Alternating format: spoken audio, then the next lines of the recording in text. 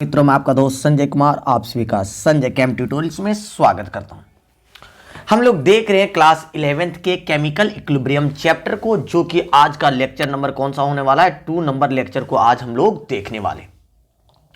तो पिछले क्लासेस में हमने डिस्कस किया था लॉमा के बारे में, लॉ ऑफ मास एक्शन। उसमें हमने देखा था कि जो इक्विलिब्रियम कांस्टेंट जो होता है, इक्विलिब्रियम कांस्टेंट अगर देखें तो ऐसे करके मान लिया जाए, अगर इस प्रकार से कोई आ गया H2 प्लस O2, तो इधर अगर 2H2O बना रहा है ऐसे करके, तो हमने क्या देखा कि इसका Kc अगर लिखेंगे तो वो क्या लिखते थे ऐसे करके देख लीजिए, पहले बैलेंस कर लीजिएगा, ठीक है। तो वो क्या कहता था कि प्रोडक्ट का मोलर कंसंट्रेशन ऑफ प्रोडक्ट का लिखेंगे divided by molar concentration of किसका, रिएक्टेंट के मोलर कंसंट्रेशन के डिवाइड कर देने से जो चीजें आ जाती थी उसी को हम लोग क्या कहते थे, लॉमा के अनुसार हम लोगों ने देखा था, ठीक है। जितना स्टिचियोमेट्रिक कोएफिशिएंट होता था उसको हम लोग क्या किस रूप में लिख देते थे, पावर के रूप में। देखो यहाँ पे 2 स्टिचियोमेट्रिक कोएफिशिएंट, यहाँ पे 2, तो जो चीजें स्टिचियोमेट्रिक कोएफिशिएंट होता था उसको हमने पावर में लिख दिया था, ठीक है। तो ये चीजें हमने देखा था कि प्रोडक्ट का मोलर कंसंट्रेशन ऊपर में लिखेंगे और डिवाइडेड बाय क्या लिखेंगे, नीचे में क्या लिखेंगे हम लोग, रिएक्टेंट का हम लोग लिखेंगे। ये चीजें हमने लॉमा के अनुसार देखा था, ठीक है। अब देखते क्या कि इक्विलिब्रियम कांस्टेंट ऑफ या केमिकल रिएक्शन किन किन बातों पे डिपेंड करता है, कि अगर आपको इक्विलिब्रियम कांस्टेंट कह दे तो वो किन किन फैक्टर्स पे डिपेंड करता है जो कि इक्विलिब्रियम कांस्टेंट आपके हैं। तो देखिए सबसे पहला बात है, तो इसके बारे में सबसे पहले डिपेंड करता है किन किन बातों पे, वो चीजों को ध्यानपूर्वक अभी हम लोग देखने वाले। तो पहला बात है क्या है कि the way of writing the equation, आपने इक्वेशन को किस तरीके से लिखा इन बातों पर भी डिपेंड कर रहा है। समझ लो बाबू कि आपका कहते हैं ना कि इक्विलिब्रियम कांस्टेंट किन किन बातों पे डिपेंड कर रहा है, तो ये आपको टॉपिक लगाना है ये, और इसके अलावा पहला पॉइंट ये देखो किन बातों पे, कि the way of writing the equation आप किस तरीके से लिख रहे हैं इस पे भी डिपेंड कर रहा है आपका क्या, कि इक्विलिब्रियम कांस्टेंट, ठीक है। जैसे हमने एक इक्वेशन लिया है, तो इक्वेशन में हमने लिखा इस प्रकार से, इक्वेशन हमने लिखा है, देखिए क्या लिखे कि 2HI को जब हमने रिवर्सिबल कराया तो क्या बनाया, H2 प्लस I2 ऐसे बन गया। तो इसका अगर हम लोग लिखे Kc बराबर, तो Kc बराबर क्या हो जाएगा, इक्विलिब्रियम कांस्टेंट जो है कंसंट्रेशन के टर्म में, तो प्रोडक्ट यही वाला है, ये प्रोडक्ट, तो देखो मोलर कंसंट्रेशन ऑफ H2 और मोलर कंसंट्रेशन ऑफ किसका, I2 हो गया। डिवाइडेड बाय क्या लिखते हैं, लॉमा के अनुसार, ये किसके अनुसार चल रहा है, लॉमा के अनुसार, divided by molar concentration of किसका HI का। तो देखो HI का लिख दिया, जितना स्टिचियोमेट्रिक कोएफिशिएंट है 2, तो यहां पे पावर दे दो 2। बातें क्लियर हो गया। तो ये हमने किसका लिखा, इस प्रकार से अगर HI को हम लोग बनाते हैं, HI को अगर हम लोग लेफ्ट साइड रखें रिएक्टेंट वाले साइड में और प्रोडक्ट वाले साइड में H2 प्लस I2 को रखें, तो इस प्रकार से हम लोगों का बन जाएगा। बट इसी रिएक्शन को जस्ट अपोजिट अगर लिखना चाह रहे हैं, तो देखिए ध्यानपूर्वक देखिएगा बाबू, यहां पे क्या है H2 और इधर क्या है I2, ये दोनों रिएक्टेंट अगर ले लिए तो प्रोडक्ट कौन सा हो गया, 2HI हो गया हम लोग का प्रोडक्ट। देयरफॉर इसका जो इक्विलिब्रियम कांस्टेंट है वो कैसे लिखेंगे, तो Kc डैश करके लिखते हैं, तो Kc डैश, तो सबसे पहले किसका लिखेंगे, 2HI का लिखेंगे। तो देखो HI का मोलर कंसंट्रेशन, ये है HI का मोलर कंसंट्रेशन का पावर कितना, ये जो 2 जो रहता है ना वही हमेशा पावर में आ जाता है, जिसके आगे जो रहेगा वही पावर में, तो 2 है तो ये क्या कर दिया, पावर 2 कर दी, ठीक है। HI का पावर क्या हो गया, 2। अब ये हो गया प्रोडक्ट का, ऊपर में लिख देते, नीचे क्या लिख देंगे, रिएक्टेंट क्या है H2 का मोलर कंसंट्रेशन इनटू I2 का मोलर कंसंट्रेशन, ये भी हमने क्या कर दिया, इस रिएक्शंस के अनुसार हमने लिख दिया क्या, उसका लॉमा के अनुसार हमने इक्विलिब्रियम कांस्टेंट को हमने लिख के रख दिया, ठीक है। तो हमने देखा कि एक ही रिएक्शंस है, अगर उसको हमने अलग अलग तरीके से लिखा तो दोनों का इक्विलिब्रियम कांस्टेंट अलग अलग हो जा रहा है। Kc अगर इस तरीके से लिखा तो Kc में देखो H2I2 ऊपर हो गया, बट इसमें देखो H2I2 नीचे हो गया ना। तो हम लोग कह सकते हैं कि क्या होता है कि ये किन बातों पे डिपेंड कर रहा है, कि राइटिंग द क्या, कि आपने किस प्रकार से इक्वेशन को लिखा उस पे डिपेंड कर रहा है मोलर कंसंट्रेशन ऑफ का इक्विलिब्रियम कांस्टेंट, कंसंट्रेशन के टर्म में इक्विलिब्रियम कांस्टेंट डिपेंड कर रहा है। तो हम लोग कह सकते हैं कि देखो यहाँ पे Kc डैश ये वाला कर रहे हैं, इज इक्वल टू हम लोग लिख सकते हैं 1 बटा Kc का वैल्यू क्या है कि H2 बटा I2, मतलब नीचे H2 आ जाएगा और ये बटा में है तो I क्या चल जाएगा ऊपर, तो ये वाला फिर से बन जाएगा। तो आप ये कह सकते हैं कि Kc डैश बराबर क्या हो जाएगा, 1 बटा Kc हो जाता है, ठीक है। ये बातें क्लियर हो गई, चलो गुड। आगे देखते हैं दूसरा बात है, दूसरी किन किन बातों पे डिपेंड करता है। तो देखिए टाइप ऑफ इक्विलिब्रियम कांस्टेंट, ये किन पे डिपेंड करता है, types of equilibrium constant, types of equilibrium constant और क्या है, केपी हो गया, केसी हो गया, केएक्स। केपी को हम लोग कहते हैं कि equilibrium constant in terms of partial pressure, equilibrium constant in terms of partial pressure. हमने इस टॉपिक को भी, पार्शियल प्रेशर वाले टॉपिक को भी प्रीवियस क्लासेस में बताया। पार्शियल प्रेशर का मतलब क्या होता है कि ध्यान दीजिएगा फिर से, कि मान लीजिए कोई गैसेस मॉलिक्यूल है, उसमें क्या है, नॉन रिएक्टिव गैसेस है, नॉन रिएक्टिंग,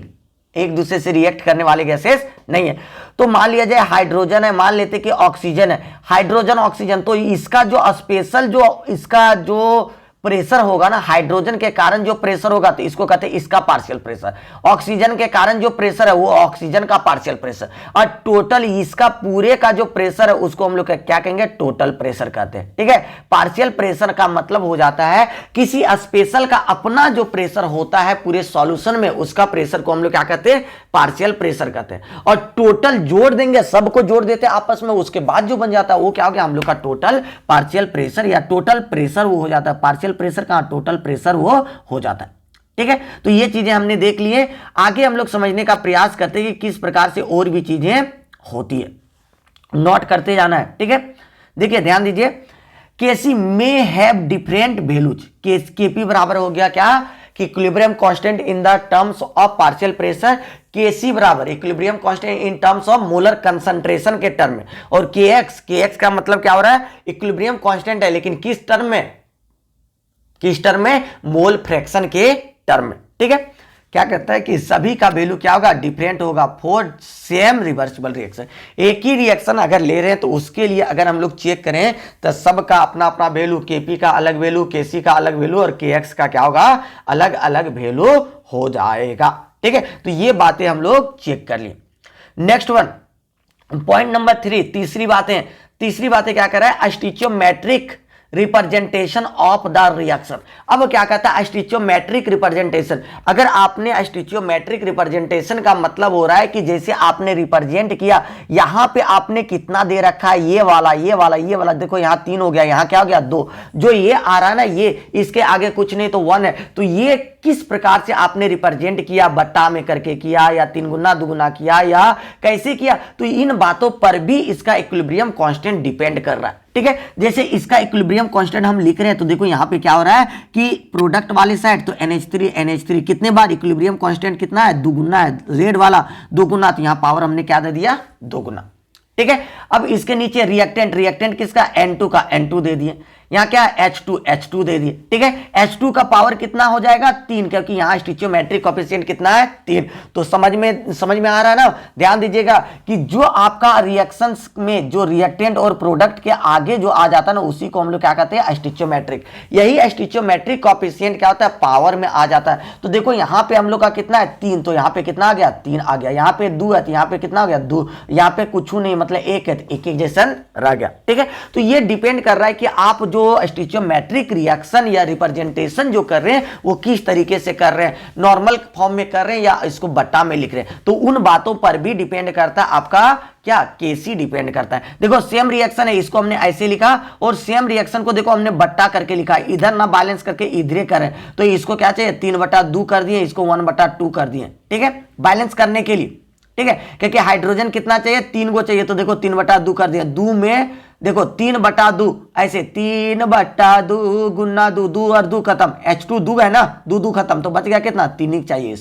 इसको कितना, N2 है तो 1/2 गुने N2 2 खत्म, तो बच गया कितना, 1, तो 1 चाहिए। तो ऐसे करके हमने बट्टा में किया। तो बट्टा में करने से क्या प्रभाव हो रहा है, तो देखो फिर से यहाँ प्रोडक्ट, ऊपर वाले को हम ऊपर में किसको लिखते हैं, प्रोडक्ट का मोलर कंसंट्रेशन, नीचे में रिएक्टेंट N2 है, N2 का हाफ, और H2 का क्या कर दिया, 3/2 कर दिया। ठीक है, ऐसे कर दिए। अब देखो ये बटा कर दिया तो इसका मतलब क्या हो जा रहा है, इसका वैल्यू किस में आ गया, नीचे वाले का रूट में आ गया, तो ये कह सकते हैं कि इससे भी आपका प्रभावित हो रहा है reaction.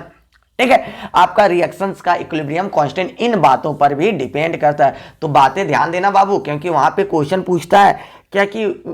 On which factors equilibrium constant depends, तो डिपेंड करता है इन सारे फैक्टर्स पे, ये डिपेंड कर रहा है, ये सारी बातों पे ध्यान देना, ठीक है। नेक्स्ट वन कर रहा है कि टेम्परेचर, टेम्परेचर पर भी डिपेंड करता है। देखो कैसे करता है, द इक्विलिब्रियम कांस्टेंट ऑफ या reversible reaction is dependent on temperature, जैसे जैसे टेम्परेचर को बढ़ाएंगे घटाएंगे और उसी के साथ साथ उसका इक्विलिब्रियम कांस्टेंट क्या होगा, बढ़ेगा घटेगा। तो सिंपल से कह सकते हैं कि इक्विलिब्रियम कांस्टेंट किन बातों पे डिपेंड करता है, तो टेम्परेचर पे डिपेंड कर रहा है, और किस पे डिपेंड कर रहा है, स्टोइचियोमेट्रिक रिप्रेजेंटेशन 3/2 लिखे कि 3 लिखे, उस पे डिपेंड कर रहा है, और टाइप्स ऑफ इक्विलिब्रियम जो भी है केपी केसी या के एक्स है उस पर भी डिपेंड कर रहा है, और एक और बात है किस पे डिपेंड कर रहा है कि किस प्रकार से आप इक्वेशन को लिख रहे हैं, ये चारों बातों पे आपका दिख रहा है, डिपेंड कर रहा है, ठीक है। तो ये बातें आपका हो गया कि ये कभी कभी पूछ देता है कि किन किन फैक्टर्स पे डिपेंड कर रहा है, ये चीजें पूछ दिया जाता है, इसलिए इसको याद रखने का प्रयास करना, ठीक है। नेक्स्ट बातें जो देख रहे हैं वो क्या है हम लोग का, फिर से नया टॉपिक है, इक्विलिब्रियम कांस्टेंट ऑफ या reversible reaction does not depend upon the following factors. अब देखना चाह रहे हैं कि कौन कौन फैक्टर्स पे ये डिपेंड नहीं कर रहा है, किन किन बातों पे डिपेंड कर रहा है, ये तो हमने देख लिया। अब देखते हैं कि किन किन बातों पे डिपेंड नहीं करता है, ठीक है। तो सबसे पहला बात देखो किन बातों पे डिपेंड नहीं कर रहा है कि initial molar concentration of reactant, अगर स्टार्टिंग का किसी का 5 है, किसी का 2 है, किसी का 3 है, कितना जितना भी रह जाए कम अधिक उसके कंसंट्रेशन पे डिपेंड नहीं करता है कि स्टार्टिंग में इतना है और बाद में क्या, ठीक है। जैसा स्टार्टिंग में रहेगा वैसा प्रोडक्ट बनेगा, स्टार्टिंग में अगर कम लिए तो प्रोडक्ट में भी कम बनेगा, स्टार्टिंग में ज्यादा ले लिए तो प्रोडक्ट भी ज्यादा बनेगा। तो डिपेंड नहीं करता है कि इनिशियल कंसंट्रेशन पे, बिल्कुल नहीं डिपेंड करता है कि इनिशियल में बहुत ही कम था आगे चल के बोलो अधिक नहीं होगा, बिल्कुल नहीं, ऐसी कोई बात नहीं है। इस पे डिपेंड ही नहीं करता है केसी का या केपी का वैल्यू, कांस्टेंट का वैल्यू डिपेंड ही नहीं करता है, ठीक है।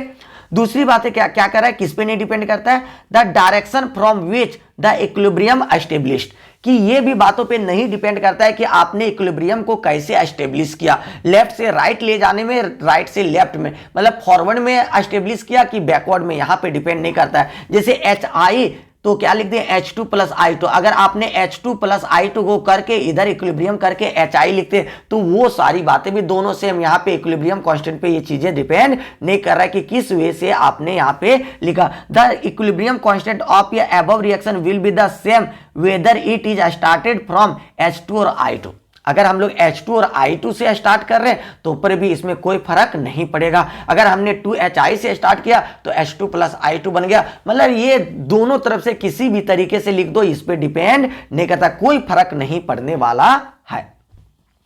नेक्स्ट वन और लास्ट वन बात है इसका, क्या कह रहा है कि the catalyst does not affect equilibrium constant. जो कैटलिस्ट होता है ना, जो वो क्या करता है, इक्विलिब्रियम कांस्टेंट को कोई प्रभाव नहीं करता है, इक्विलिब्रियम कांस्टेंट पर किसी भी प्रकार का प्रभाव नहीं डालता है ऑफ या रिवर्सिबल रिएक्शन। रिवर्सिबल रिएक्शन में इक्विलिब्रियम कांस्टेंट को किसी भी प्रकार से प्रभावित नहीं कर पा रहा है, कौन, आपका कैटलिस्ट। कैटलिस्ट डाल दीजिए तो इक्विलिब्रियम कांस्टेंट पर कुछ नहीं होगा, ये चीजें एकदम याद रखना है, ठीक है। नेक्स्ट वन बातें आ गया, ये चीजें हम लोग का क्लियर हो गया कि किन बातों पे डिपेंड करता है, किन किन बातों पे नहीं डिपेंड करता है। अब आगे की यो टॉपिक जो है वो क्या कर रहा है कि अभी आया था केपी, केसी और केएक्स, तीनों को हम लोग डिफाइन करेंगे एक एक करके, क्या क्या होता है, इसका फॉर्मूला क्या होगा, किस टर्म में लिया जा रहा है, तो वो करके, ठीक है। तो सबसे पहले हम लोग टॉपिक लगाते हैं केसी। केसी क्या होता है, ये चीजों को ध्यान देना। केसी का मतलब होता है equilibrium constant in terms of molar concentration. Equilibrium constant के रूप में ले रहे हैं, लेकिन इसको किस टर्म में ले रहे हैं, मोलर कंसंट्रेशन के तरीके में ले रहे हैं, मोलर कंसंट्रेशन के वे में ले रहे हैं, ठीक है। इक्विलिब्रियम कांस्टेंट है लेकिन किस तरीके से है, equilibrium constant in terms of molar concentration के टर्म्स में ये है, ठीक है। तो देखिए यहां पे क्या कर रहा है कि when your reversible chemical reaction is in equilibrium, कि कोई भी रिवर्सिबल केमिकल रिएक्शन क्या है, इक्विलिब्रियम में है। The ratio of the product of molar concentration of product, देखो यहां प्रोडक्ट आएगा ना तो तुम लोग को कंफ्यूज नहीं होना। देखिए यहां प्रोडक्ट का मतलब रेशियो ऑफ द प्रोडक्ट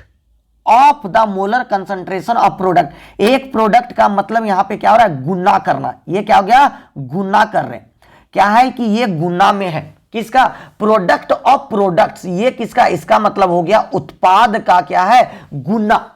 क्या कहता है, देखिए याद कीजिए कि the reversible chemical reaction is the is in equilibrium the ratio of the product, मतलब गुना मोलर कंसंट्रेशन ऑफ प्रोडक्ट्स का, जितना भी प्रोडक्ट्स बना है उसका गुना कर दीजिए, ठीक है, और उसको डिवाइड किससे कीजिए, एंड द प्रोडक्ट, प्रोडक्ट ये वाला फिर से गुना का है, and the product of molar concentration of reactant, ठीक है, याद कीजिए, फिर से ध्यान दीजिए, क्या कर रहा है कि जो भी मोलर कंसंट्रेशन, मतलब गुना के रूप में लेना है, कि ऊपर में क्या कर लीजिए, गुना के रूप में ले लीजिए किसका, प्रोडक्ट का, जो उत्पाद का उसका गुना में ले लीजिए, और डिवाइड कर दीजिए किसका, रिएक्टेंट के कंसंट्रेशन से डिवाइड कर दीजिए। रिएक्टेंट को एक साथ ले लेना, जैसे दो रिएक्टेंट है, दोनों को एक साथ ले लिए और उसको क्या कर दिया, डिवाइड कर दिया, प्रोडक्ट डिवाइडेड बाय रिएक्टेंट के मोलर कंसंट्रेशन, ठीक है। तो ये चीजों को ही हम लोग क्या कहते हैं, देख लीजिए, यही चीजें क्या हो रहा है, product of molar concentration of reactant with each constant term raise to some power, और जितना भी उसका स्टिचोमेट्रिक कोएफिशिएंट रहेगा वो क्या हो जाएगा, वो तो अपना बढ़ेगा ही, तो उसी को हम लोग क्या कहते हैं, केसी के नाम से हम लोग जानते हैं। बातें समझिएगा, पहले समझो, यहां पे एक हमने ले लिया, चलो यहां पे ले लेते, ये यहां पे ध्यान दीजिएगा, ये बी और इधर क्या है सी और इधर क्या है डी, ऐसे करके हमने ले लिया, ठीक है। इसका जो गुना है, गुना वाले को गुना के फॉर्म में ले लेते हैं, चलो गुना वाला जो है ये गुना के फॉर्म में, ये है छोटका ये, छोटका बी, छोटका सी, छोटका डी, ठीक है, ऐसे करके रहेगा। तो यहां पे ध्यान दीजिएगा बच्चों, यहां पे क्या हो रहा है कि आपका एकदम कि क्या कर रहा है कि प्रोडक्ट ऑफ प्रोडक्ट, मतलब ये दोनों का प्रोडक्ट को हम लोग ऊपर लेंगे, मतलब सी और डी को पहले ऊपर लेंगे, देखो हमने सी और डी को लिया, सी और डी को ऊपर में ले लिया, दोनों को किस फॉर्म में, गुना के फॉर्म में, ठीक है। प्रोडक्ट उत्पाद को ऊपर में लेंगे और ये जो छोटका छोटका सी और डी है ना, इसको पावर में ले लेंगे, जितना स्टिचियोमेट्रिक कोएफिशिएंट रहेगा उसको पावर में ले लो, डिवाइडेड बाय रेशियो क्या कर रहा है कि रिएक्टेंट का ए और बी का क्या कर रहे हैं, रेशियो कर दे रहे, ये और बी नीचे के रूप में ले ले, उसका भी पावर, जो ए छोटा रहेगा जितना गुना रहेगा उसको पावर में दे दो, बी जितना रहेगा उतना, इसी को हम लोग कुल मिला के क्या कर रहे हैं, इसी को हम लोग कहते हैं क्या, equilibrium constant in terms of किस फॉर्म में, मोलर कंसंट्रेशन के फॉर्म में। ये हो गया आपका फॉर्मूला, ठीक है। तो ये बातें ध्यान देना कि जो भी रहेगा प्रोडक्ट वाला ऊपर रहेगा, जितना भी प्रोडक्ट है 3-4 को सब गुना के फॉर्म में लिख दो ऊपर में, और जितना भी रिएक्टेंट रहेगा सबको नीचे लिख दो, ठीक है। लेकिन मोलर कंसंट्रेशन के टर्म में लिखोगे तो ये क्या हो जाएगा, आपका कहलाएगा क्या कि equilibrium constant in terms of molar concentration, जिसको हम लोग केसी के नाम से जानते हैं, ठीक है। नेक्स्ट वन समझते हैं, नेक्स्ट वन क्या कर रहा है, केपी। केपी का मतलब क्या होता है कि it is the equilibrium constant in terms of partial pressure, यह इक्विलिब्रियम कांस्टेंट है किस फॉर्म में, पार्शियल प्रेशर के फॉर्म में आपका है, it is equilibrium constant in terms of partial pressure, partial pressure के टर्म में ये है, ठीक है। तो पार्शियल प्रेशर, जैसे अगर हम लोग पार्शियल प्रेशर चेक करें ना बाबू, तो ये कुछ इस प्रकार का हो जाता है, जैसे देखो मान लिया जाए कि पार्शियल प्रेशर ऑफ किसका, रिएक्टेंट का, जैसे ये का ले लिए, ये है इधर, बी है इधर, और प्रोडक्ट के साइड में क्या है, सी और डी, तो पार्शियल प्रेशर ऑफ सी ऊपर में लेंगे, पार्शियल प्रेशर ऑफ डी ऊपर में लेंगे, और नीचे में क्या लेंगे, पार्शियल प्रेशर ऑफ ये, पार्शियल प्रेशर ऑफ बी, ठीक है। यहां पे ध्यान दीजिएगा, और ये भी सी डी में हल्का सा ध्यान दीजिएगा कि ये जितना इसका पावर है ये ऊपर रहेगा, ये बी सी और ये क्या है डी, जो भी ऊपर में रहेगा ये सी और ये क्या है डी ऊपर में, और ये और ये क्या बी। यहां पे मोलर कंसंट्रेशन के जगह पे हमने क्या ले लिया, पार्शियल प्रेशर के टर्म में हमने इसको ले रखा है, ठीक है। तो यहां पे देखो पार्शियल प्रेशर के रूप में, पार्शियल प्रेशर के रूप में, पार्शियल प्रेशर के रूप में, और ये सी जो है वो क्या है, प्रोडक्ट वाला सी, ये क्या है डी, प्रोडक्ट वाला डी, ये क्या है, ये रिएक्टेंट वाला ये क्या है बी, रिएक्टेंट वाला, ठीक है। तो ये फॉर्मूला को ध्यान दीजिएगा, वही चीजों को हम सिखा रहे हैं कि क्या कहता है कि when the reversible chemical reaction is in equilibrium, जब रिवर्सिबल केमिकल रिएक्शन जो होगा इक्विलिब्रियम में होगा, the ratio of the products of partial pressure of product, क्या कर रहा है कि पार्शियल प्रेशर जितना होगा प्रोडक्ट का, उत्पाद वाले साइड का, उसको गुना करके एक साथ में लिखो, यूप्रेम लिखो, ठीक है। And the product of the partial pressure of reactant, reactant का नीचे वाला जो लेफ्ट साइड में हम लोग रिएक्टेंट लिखे ना, उसका क्या पार्शियल प्रेशर के टर्म में कहां लिख दो, नीचे लिख दो, इसी को हम लोग क्या कहते हैं। तो उसके साथ साथ जो उसका पावर होगा वो क्या करेगा, राइज करेगा, पावर जो होगा वो राइज करेगा, बढ़ेगा घटेगा, उसी को हम लोग क्या कहते हैं, स्टिचियोमेट्रिक कोएफिशिएंट कहते हैं। इसको किस टर्म में कर रहे हैं, तो इन टर्म्स ऑफ क्या यहां पे लिख देंगे, यहीं पे इतना लिख सकते हैं, उसके बाद इन टर्म्स ऑफ किस टर्म के रूप में, केपी के फॉर्म में, ठीक है। तो इसी को हम लोग क्या कह देंगे, केपी के नाम से हम लोग जानेंगे। देयरफॉर केपी बराबर देखो सी का मतलब क्या, प्रोडक्ट वाला साइड, सी और डी क्या है हम लोग का प्रोडक्ट वाला साइड, और ये और बी किसका है, रिएक्टेंट वाला साइड। पी का मतलब क्या है, पार्शियल प्रेशर के टर्म में ले रहे हैं, तो ये आपका हो गया पार्शियल प्रेशर के टर्म में, ठीक है। इसको नोट कर लीजिए। नेक्स्ट वन और लास्ट वन आज का क्या है कि के एक्स का मतलब होता है मोल फ्रैक्शन। मोल फ्रैक्शन तो आप लोग जानते ही होंगे कि नंबर ऑफ मोल्स ऑफ जिसका निकालना है उसका divided by total number of moles. ये चीजें आपने पहले भी पढ़ रखे हैं, तो इसको हम लोग समझते हैं कि क्या होता है कि it is the equilibrium constant in terms of mole fraction. Mole fraction के टर्म में है, तो ये मोल फ्रैक्शन के टर्म में देखो अब क्या करना है कि यहां पे मान लीजिए ये बी और इधर क्या हो रहा है सी और इधर क्या है डी,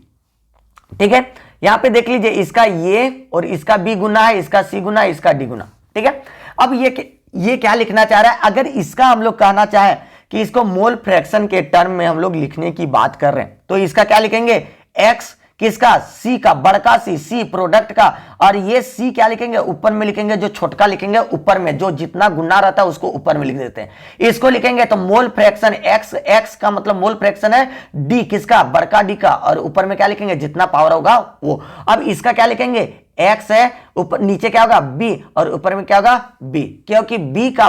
किसका है, रिएक्टेंट का, और इसका क्या लिख देंगे, देखो एक्स का क्या नीचे ये और ऊपर में क्या ये, ऐसे करके। तो हम लोग क्या जानते हैं, लोमा के अनुसार प्रोडक्ट वाले ऊपर रहेंगे गुना के रूप में, डिवाइडेड बाय रिएक्टेंट वाले नीचे रहेंगे गुना के रूप में। देखो प्रोडक्ट वाला हमने क्या ले लिया, ऊपर में ले लिया, और नीचे में क्या ले लिया, रिएक्टेंट वाला। तो वही चीजें यहां पे फिर से कहने का प्रयास कर रहा है, क्या कर रहा है कि when your reversible chemical reaction is in equilibrium the ratio of product of mole fraction of product, उत्पाद के गुना को ऊपर में लिख देंगे, मोल फ्रैक्शन के उत्पाद के गुना को ऊपर में लिख देंगे, and the product of mole fraction of reactant, और क्या करेंगे नीचे में क्या लिखेंगे, एंड द रेशियो नीचे में किसका, मोल फ्रैक्शन ऑफ रिएक्टेंट का, विथ कंसंट्रेशन टर्म क्या होगा, राइट होगा, बढ़ेगा। ठीक है, इसी को ये क्या होगा कि ये इक्वल हो जाता है स्टिचोमेट्रिक कोएफिशिएंट, मतलब पावर वही होगा जितना स्टिचोमेट्रिक कोएफिशिएंट होता है। तो इस प्रकार से आपका एक और फार्मूला क्रिएट हो गया। तो ये सारी बातों को याद रखना है थोड़ा सा, क्योंकि ये चीजें हल्का थ्योरेटिकल है बाबू, इसलिए इन चीजों को थोड़ा थोड़ा